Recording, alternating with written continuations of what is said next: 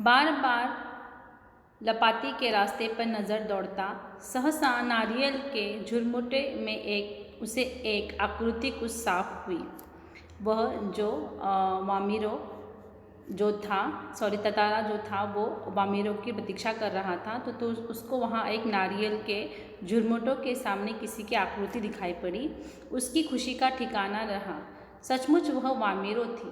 लगा जैसे वह घबराहट में थी। वह अपने को छुपाते हुए बढ़ रही थी। बीच बीच में इधर उधर दृष्टि दौड़ाना नहीं भूलती। फिर तेज कदमों से चलती हुई ततारा के सामने आकर ठिठक गई। दोनों शब्दहीन थे। कुछ था जो दोनों के भीतर बह रहा था। एकटक निहारते हुए वे जाने कब तक खड़े रहे।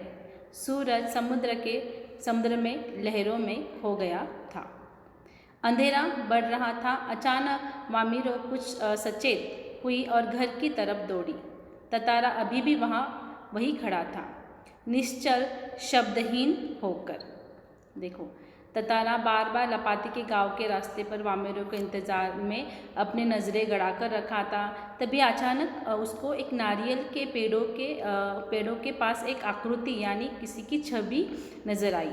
वो आकृति जैसे नज़दीक आ रही थी, वैसे वैसे उसको साफ दिखाई दे रहा था कि वो ततारा मतलब वो वामिरो ही है। उसे देखते ही ततारा क्या हो गया, बहुत खुश हो गया, क्योंकि वह सचमुच वामिरी ही थी। ऐसा लग रहा था कि वह बहुत घबराई हुई थी, डरी हुई थी। वह अपने आप को छुपाकर आगे बढ़ रही थी। बीच बीच में वह डर कर इधर उधर नज़रें भी घुमा रही थी कि कहीं कोई उसे देख ना ले। फिर तेज़ कदमों के साथ आकर ततारा के सामने आकर वो रुक गई। दोनों कुछ बोल नहीं रहे थे, शब्दहीन थे। कुछ था जो दोनों के अंदर किसी भावना का संचार हो रहा था। न जाने कब तक बिना पलके झपकाए दोनों एक दूसरे को देखते रहे। सूरज समुद्र में कहीं डूब गया था, अर्थात वहाँ शाम हो गई थी। अब अंधेरा बढ़ रहा था। अचानक वामिरो के होश आया कि वह अपने घर की ओर दौड़ पड़ी।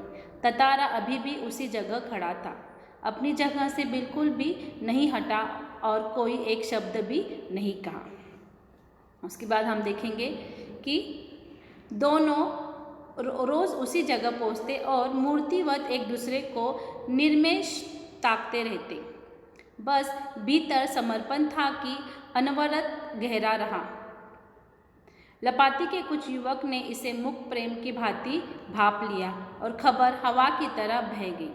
वामिरो लपाती ग्राम की थी और ततारा पासा का। दोनों का संबंध संभव न था। रीति के अनुसार दोनों को एक ही गांव का होना आवश्यक था। वामिरो तथा ततारा को समझाने बुझाने के कई प्रयास हुए, किंतु दोनों अड़िग यानी डटे रहे। वह नियमतः लपाती के उसी समुद्र किनारे पर मिलते रहे और अफवाहें फैलती रहीं।